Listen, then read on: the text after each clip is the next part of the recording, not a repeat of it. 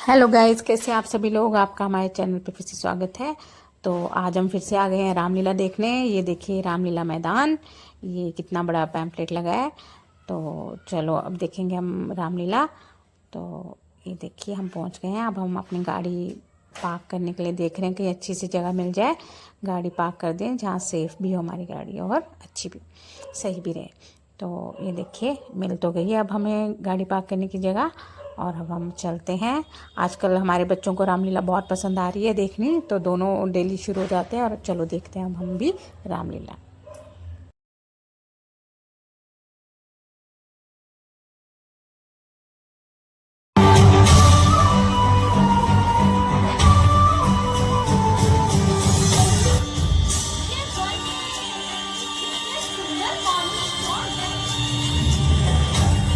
लगता है जमीन में जाकर देखना पड़ेगा।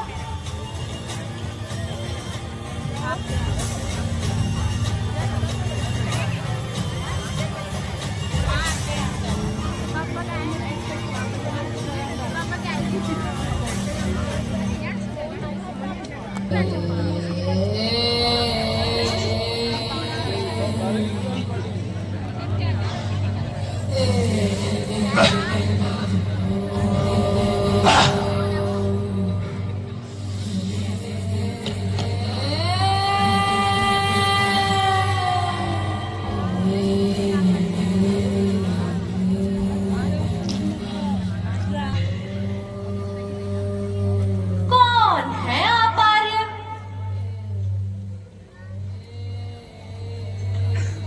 प्रणाम देवी। पंचवटी में आपका स्वागत है। कहिए, मैं आपकी क्या सेवा कर सकता हूँ? प्रणाम करने का अधिकार तो मेरा है भद्र, क्योंकि इस समय आप मेरे अतिथि हैं। आपका अतिथि? देवी, अपना परिचय देने की कृपा करें। देव, आप इस समय दंडक वन में हैं और ये क्षेत्र लंकाधिपति रावण के अधीन है। मैं उन्हीं त्रिलोक विजेता रावण की बहन स्वरूप नखा, और उन्हीं की आज्ञा से मैं इस दंडक वन की स्वामिनी हूँ। यद्यपि कई राजकुमारों ने मुझे अपनाना चाहा, किंतु मैंने सभी को ठुकरा दिया। आपका कथन सत्य है देवी कि आप इस दंडक वन की स्वामिनी हैं, किंतु इस समय आपका आगमन पंचवटी के उस प्रांगण में हुआ जहां अयोध्यापति दशरथ पुत्र राम अपनी भार्या सीता और भाई लक्ष्मण के साथ निवास कर रहा है। इसलिए इस समय आप मेरी अतिथि हैं। अब कहिए, मैं आपकी क्या सेवा कर सकता हूँ? मैंने सुना है आप अपने संपर्क में आने वाले प्रत्येक जन के मनोरथ को पूर्ण करते हैं। लंकापति रावण की भगिनी आज आपके समक्ष याचक के रूप में उपस्थित है। क्या आप मेरा मनोरथ पूर्ण करेंगे? देवी, राम किसी के मनोरथ को पूर्ण नहीं करता। हाँ, उसे प्रेरित अवश्य करता है, जिससे कि वह व्यक्ति स्वयं ही अपने मनोरथ को पूर्ण कर लेता है। तो मुझे भी प्रेरित कीजिए ना आर्य। मुझे आपके द्वारा प्रेरित होने में बहुत प्रसन्नता होगी। देवी, आप में प्रेरणा का अभाव नहीं, प्रेरणा तो आप में भरपूर है। हाँ, किंतु आप में लक्ष्य का अभाव प्रतीत होता है। लगता है कि आप अपने लक्ष्य को लेकर निश्चिंत नहीं हैं। लक्ष्य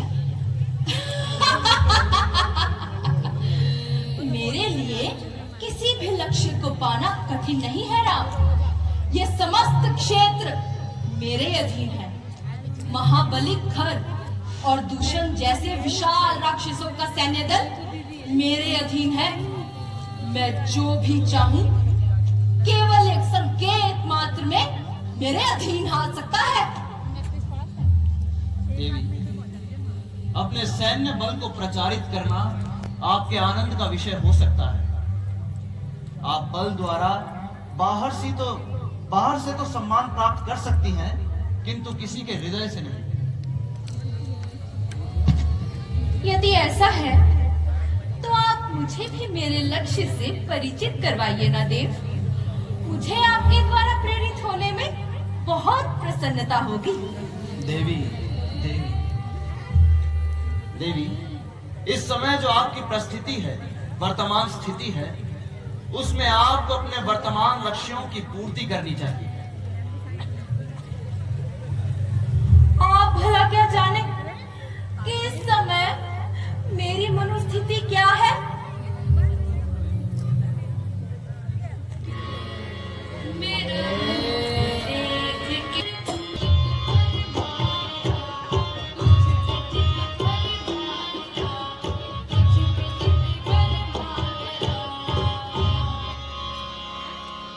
देव, मुझे आप जैसे पुरुष के सानिध्य और साहचर्य की अपेक्षा है।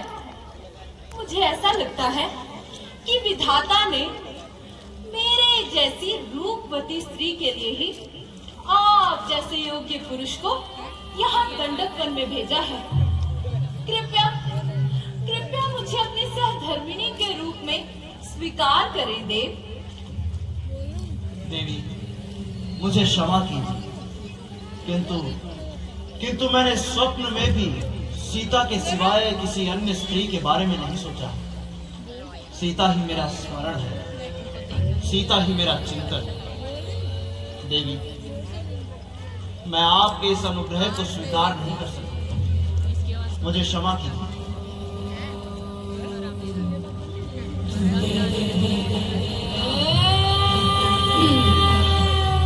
अब समझी, ये सीता ही मेरे मार्ग की सबसे बड़ी बाधा है।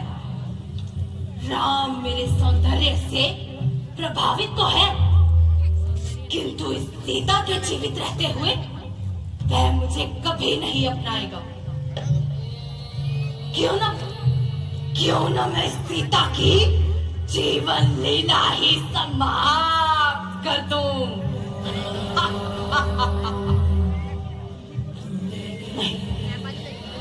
नहीं, इस राम के जीवित रहते हुए ऐसा करना संभव नहीं है। हाँ, क्यों न मैं राम के भाई लक्ष्मण के समीप अपना प्रस्ताव रखूं। एक बार इनके जीवन में प्रवेश मिल गया, फिर मैं राम को भी पालूंगी।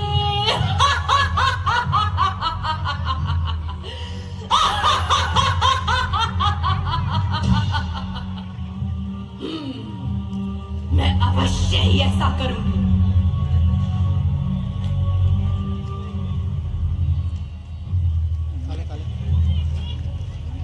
देव, यदि मैं आपके भ्राता लक्ष्मण के समक्ष अपना प्रस्ताव रखूं, तो क्या वे मुझे अपना लेंगे? इसका उत्तर तो लक्ष्मण ही दे सकते हैं देवी। आप चाहे तो उनसे पूछ लीजिए।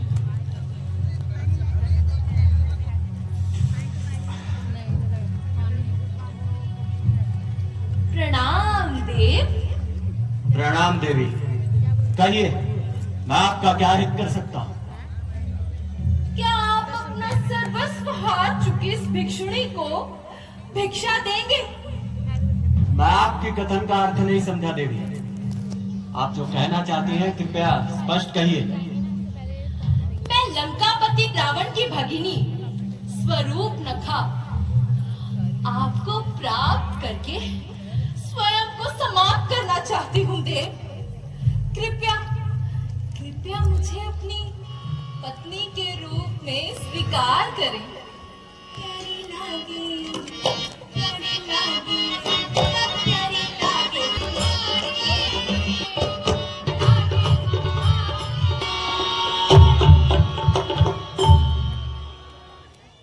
बहुत अच्छा नृत्य करती हैं आप देवी, परंतु जो पहले ही समाप्त हो चुका हो उसे आप क्या प्राप्त करेंगे देवी?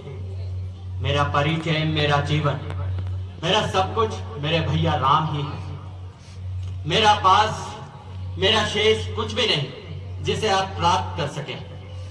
वे मेरे स्वामी हैं और मैं उनका दास, और मेरे स्वामी की इच्छा पूर्ति और आज्ञा का पालन करना ही मेरे जीवन का एकमात्र लक्ष्य है।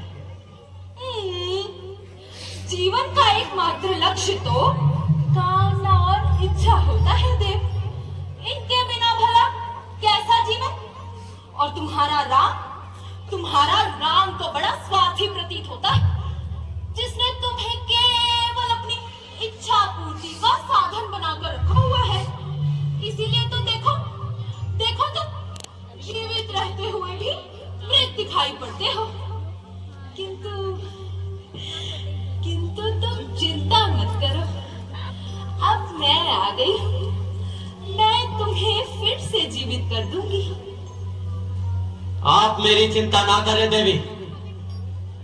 मैं प्रभु श्री राम का दास हूं और उनकी सेवा में पूरे निष्ठा भाव से लीन रहता हूं, और वे कृपा पूर्वक मेरे हितों का ध्यान रखते हैं।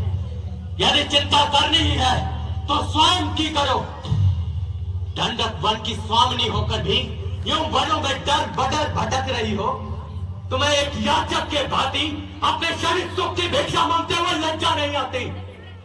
धिक्कार है ऐसे भाई रावण पर, जिसकी बहन यूं जंगलों में मारी मारी फिरती है। मैं तुमसे प्रेम निवेदन कर रही हूँ और तुम मेरा अपमान कर रहे हो। क्या मेरे हृदय के भावों का कोई मोल नहीं? हृदय कोई बाजार में बिकने वाली वस्तु नहीं देवी, जिसे रावण की बहन जब चाहे कुछ मुद्राएं देकर खरीद ले। आपके इन विवेकाहीन उत्तरों का मेरे पास कोई उत्तर नहीं। आपके लिए अच्छा अभी यही होगा कि आप यहां से चले जाइए। लगता है यहाँ बात नहीं बनी। राम के समीप ही जाना होगा।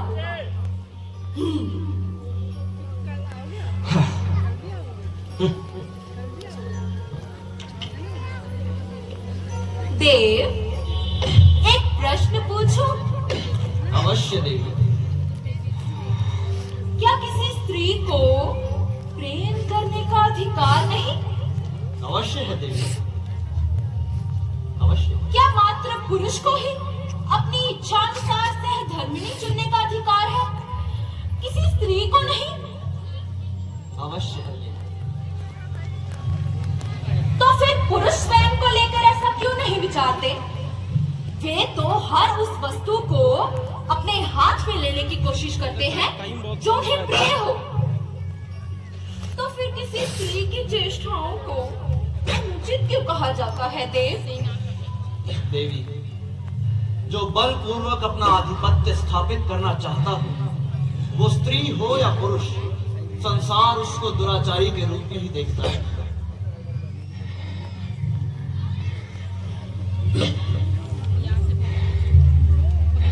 लगता है यहाँ भी बात नहीं बनेगी। राम मुझे कभी नहीं अपनाएगा जब तक यह सीता जीवित है।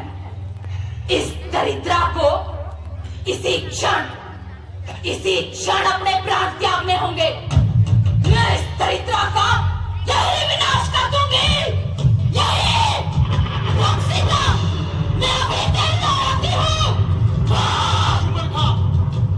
एक पग भी आगे बढ़ाया तो परिणाम उचित नहीं होगा। लक्ष्मण। जी भैया। इसने पहले हमें प्रताड़ित किया और अब सीता पर वार करने की चेष्टा की। तुम इसे उचित। आप निश्चिंत रहिए भैया, इसका स्वागत तो मैं ही करूंगा। देवी स्वरूप नखा, अरे इधर भी सुनो तो। नहीं, मैं नहीं आऊंगी। अरे देवी स्वरूप नखा, अरे मनमोहनी, विश्व सुंदरी, मृग नैनी, अरे इधर तो आओ। अरे आओ देवी। ओह, तो आप मान ही गए देव। हाँ देवी, मान गया। देवी वो देखो, वो देखो कितनी सुंदर चिड़िया है, देखो सोने की चिड़िया है। अरे इधर देवी, इधर आओ आओ। वो देखो देवी, किस तरफ? अरे वो देखो देवी, देखो। कहाँ? अरे इधर आओ देवी, हाँ हाँ इधर आओ। वो देखो, अरे वो तो रही।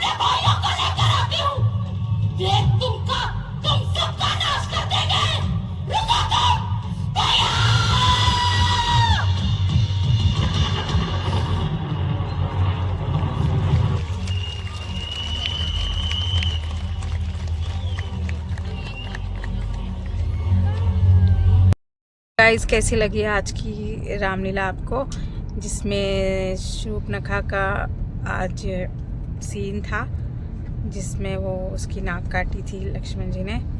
तो अब हम जा रहे हैं घर। तो कैसी लगी आपको आज की वीडियो हमें बताना, लाइक करना, शेयर करना, सब्सक्राइब करना। फिर मिलते हैं अपने नेक्स्ट वीडियो में, तब तक के लिए बाय, टेक केयर।